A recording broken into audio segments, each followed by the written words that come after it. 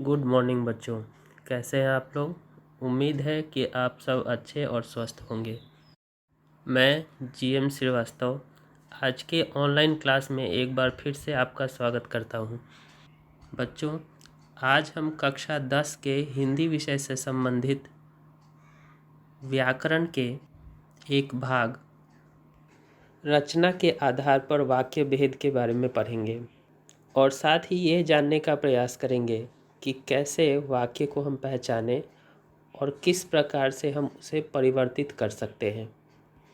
मैं सबसे पहले सभी वाक्यों के भेदों के बारे में जानकारी दूंगा और उसके बाद कुछ वाक्यों को बदल कर बताऊंगा और ये भी समझाऊंगा कि इसको परिवर्तित करते वक्त हमें किन किन चीज़ों का ध्यान देने की आवश्यकता है। लेकिन उससे पहले आप सबसे आग्रह है कि आप व्याकरण की किताब, एक कलम और एक कॉपी साथ रखें ताकि जब मैं कोई वाक्य में महत्वपूर्ण बातें बताऊं तो आप उसे लिख सके अथवा व्याकरण की किताब में उन बातों को रेखांकित कर सके। तो आइए शुरू करते हैं।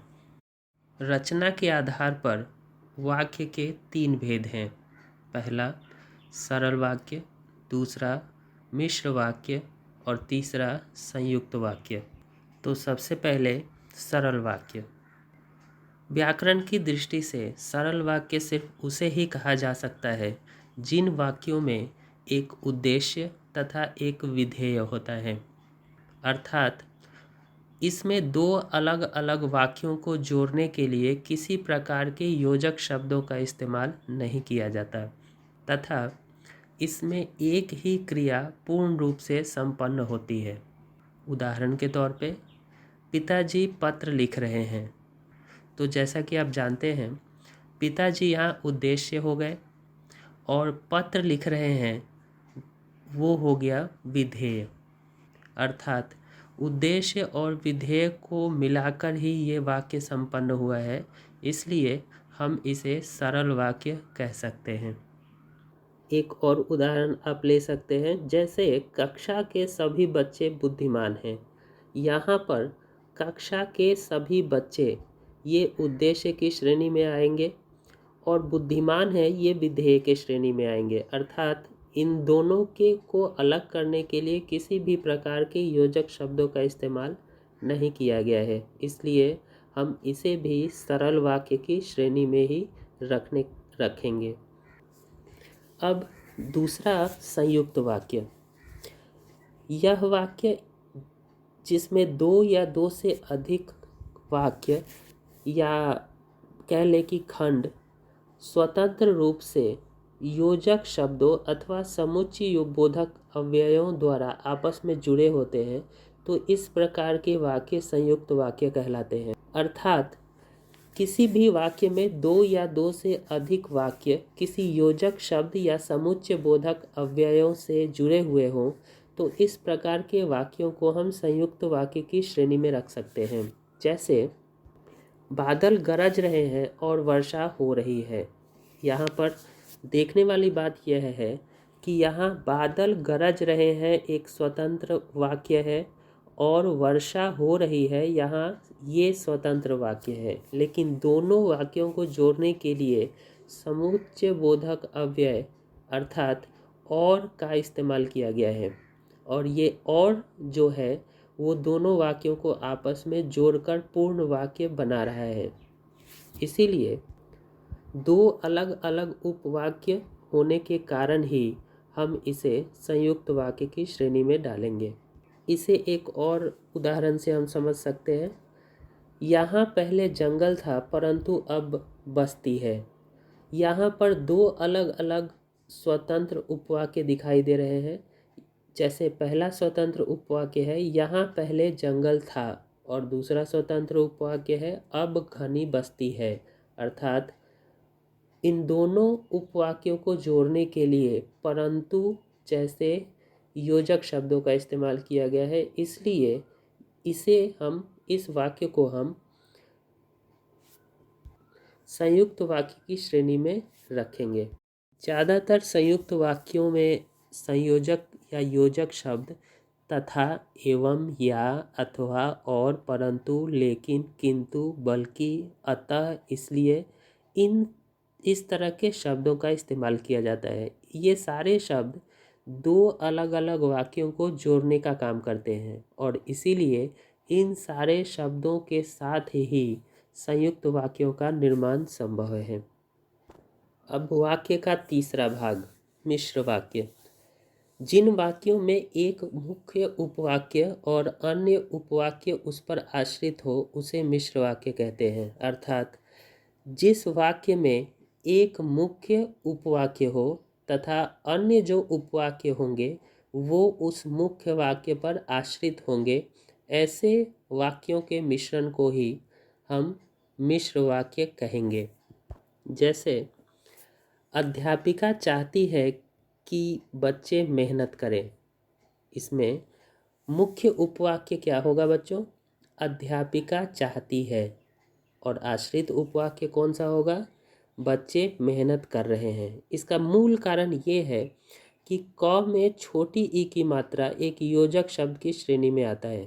तो क में छोटी ई की मात्रा से पहले वाला जो उपवाक्य होता है असल में वही मुख्य उपवाक्य कहलाता है और उसके बाद वाले जो उपवाक्य होते हैं वो आश्रित उपवाक्य की श्रेणी में आते हैं। एक अलग तरह के उदाहरण से समझेंगे।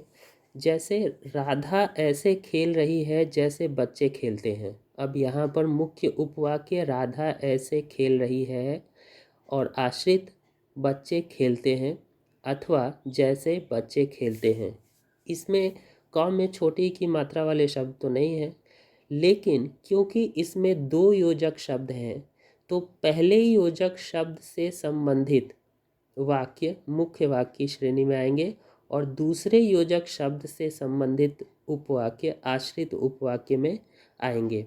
क्योंकि यहाँ पर ऐसे और जैसे दो योजक शब्दों का इस्तेमाल किया गया है और ये दोनों ही योजक शब्द वाक्यों को जोड़ने का काम कर रहे हैं और इसीलिए मुख्य वाक्य के पहचान के लिए पहले योजक शब्दों से जो संबंधित उपवाक्य होंगे वो मुख्य उपवाक्य होंगे और दूसरे योजक शब्दों से संबंधित उपवाक्य जो होंगे वो आश्रित उपवाक्य होंगे। निष्कर्ष ये है कि जिस उपवाक्य में एक योजक शब्द हो और दूसरे उपवाक्य में अन्य योजक शब्द हो, अर्थात दो योजक शब्दों से बने हुए वाक्य भी मिश्र वाक्य की श्रेणी में आते हैं। और यदि किसी वाक्य में क में छोटी ई की मात्रा से जैसे संबंधित कोई योजक शब्द हो तो वह भी मिश्र वाक्य से ही संबंधित माना जाएगा। तो बच्चों, ये वाक्य के तीन भेद थे जिसके बारे में मैंने अभी आप लोगों को बताया।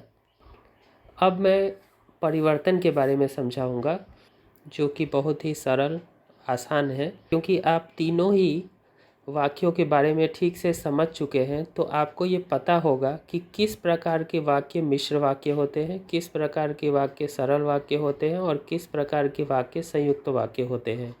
तो यदि सरल वाक्य दिए गए हैं तो हमें ये पता ही है कि इसमें किसी भी प्रकार के योजक शब्दों का इस्तेमाल नहीं किया जा सकता, अर्थात इसमें उद्देश्य और विधेय ही हो सकते हैं जो कि किसी योजक शब्द से जुड़े हुए नहीं होते। तो ऐसी परिस्थिति में यदि हमें सरल वाक्य से संयुक्त वाक्य में परिवर्तित करने की आवश्यकता हो तो फिर हम आसानी से उन दो अलग अलग वाक्यों में भाग करके उसमें योजक शब्दों को जोड़ सकते हैं तथा वह आसानी से परिवर्तित किए जा सकते हैं। ठीक उसी प्रकार से यदि दो योजक शब्दों को एक साथ हम जोड़ते हैं तो वो मिश्र वाक्य की श्रेणी में आ जाएंगे। मूल रूप से वाक्यों की पहचान ही परिवर्तन में मददगार साबित होती है। आप परिवर्तित करते वक्त इन पहचानों को यदि ध्यान में रखेंगे तो आसानी से परिवर्तित कर पाएंगे। तो रचना के आधार पर वाक्य के ये तीन भेद थे और तीनों भेद के पहचान और इनके बारे में आवश्यक जानकारियाँ मैंने आप लोगों को दी। मुझे उम्मीद है कि तीनों ही वाक्यों को समझने में आपको कोई विशेष परेशानी का सामना नहीं करना पड़ा होगा। अब एक विशेष बात मैं आपको बताना चाहूँगा कि आपके व्याकरण की किताब में अभ्यास दिए गए हैं। इन विवरणों के आधार पर उन अभ्यासों को करने का प्रयास करें और साथ ही साथ ये भी देखें कि आपने जो भी अभ्यास के प्रश्न किए होंगे, मुझे उम्मीद है कि वो सब सही होंगे, क्योंकि यदि कोई परेशानी होती है तो एक बार फिर से इसे सुन लें कि सरल वाक्य किस प्रकार के होते हैं, मिश्र वाक्य किस प्रकार के होते हैं, संयुक्त वाक्य किस प्रकार के होते हैं, और उसी के आधार पर उत्तर ढूंढने का प्रयास करें, क्योंकि स्वमूल्यांकन अति आवश्यक है। और यदि आप पुनरावलोकन भी करें तो ये विवरण आपकी बहुत मदद कर सकती है। मुझे उम्मीद है कि आप सब अच्छी तरह से वाक्य के बारे में समझ चुके होंगे तथा यह आपके उपयोग में आएगी, अर्थात उपयोगी सिद्ध होगी। तो बच्चों, मिलते हैं अगली कक्षा में। धन्यवाद।